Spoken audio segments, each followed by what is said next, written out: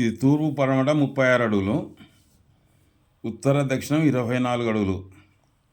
అయితే తూర్పు 2 అడుగులు 2.5 ఖాళీ ఇడిచినాము, పశ్చిమం 2 అడుగులు ఖాళీ ఇడిచి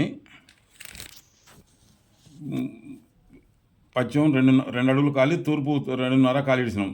మెట్లు 6.5. ఈ 2 గోడలు 9 ఇంచులవి, ఇది 6 ఇంచుల గోడ, మధ్యది 6 ఇంచులది. పోను 4.5 బాత్రూమ్ లెట్రిన్లు,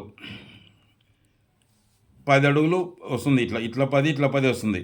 కిచెన్ 6.5. ఇట్లా ఇది ఇక్కడ ఉత్తరంలో 2 అడుగుల ఖాళీ స్థలం ఇస్తున్నాం.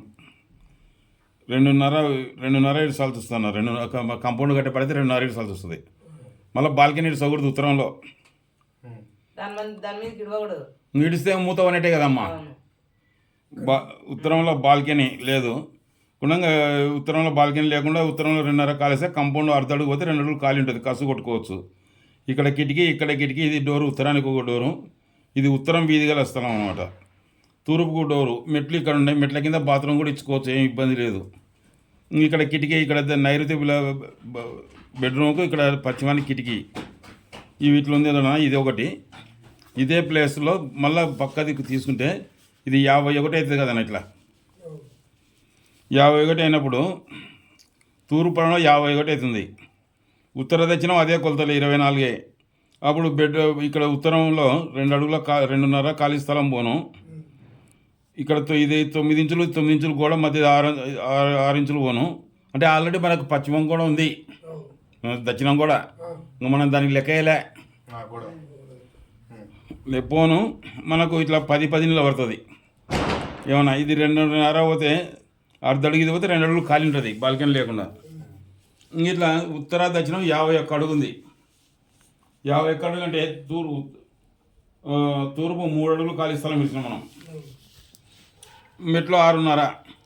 ఇక్కడ పరమటికి 2 అడుగులు ఖాళీ స్థలం ఇచ్చినాం. 17 అడుగులు బెడ్రూమ్ వస్తుంది. 17లో 4.5 బాత్రూమ్ లెట్రిన్ పోతే 12.5 నిలబడుతుంది ఏమన్నా.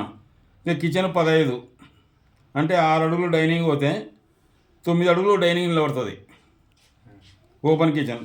హాల్ ఇట్లా మొత్తం 15 వస్తుంది. ఇంకా కిటికీలు ఇట్లా తూర్పు ఉత్తరానికి ఉన్నాయి కిటికీలు. ఇక్కడ పరమటికి ఇక్కడ ఇచ్చిన కిటికీలు. మీకు అవసరమైతే ఇక్కడ డిస్టర్బెన్స్ ఉంటుందంటే ఇక్కడ పెట్టుకోండి కిటికీ ఏమన్నా. కిచెన్ మాత్రం ఓపెన్ కిచెన్ ఉన్నాయి, ఎందుకంటే ఈ ఆడోళ్ళకి ఈ తిరువాత వేసినప్పుడు అది పీల్చుకొని వస్తుందమ్మా. ఓపెన్ ఉండాలా, లేదా చిమ్మెన్న పెట్టు ఏమన్నా. ఇది పూజ రూమ్. ఇది పైకి కూడా ముయ్యగట్టాల్సిన పనిలో అంత ఎత్తు కట్టుకొని ఇటు పెట్టినే చాలు. పూజ రూమ్ ఎంత పెట్టుకోవాలి?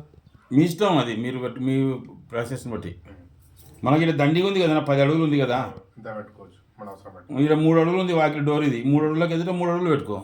ఇది డోర్ 3.5 వస్తుందన్న. 3.5 వస్తే ఇది అదంతే 3.5 నిండే పెట్టుకో. పూజ రూమ్, సింకు, కిచెన్ కట్ట, ఇది ఆలు ఏమన్నా.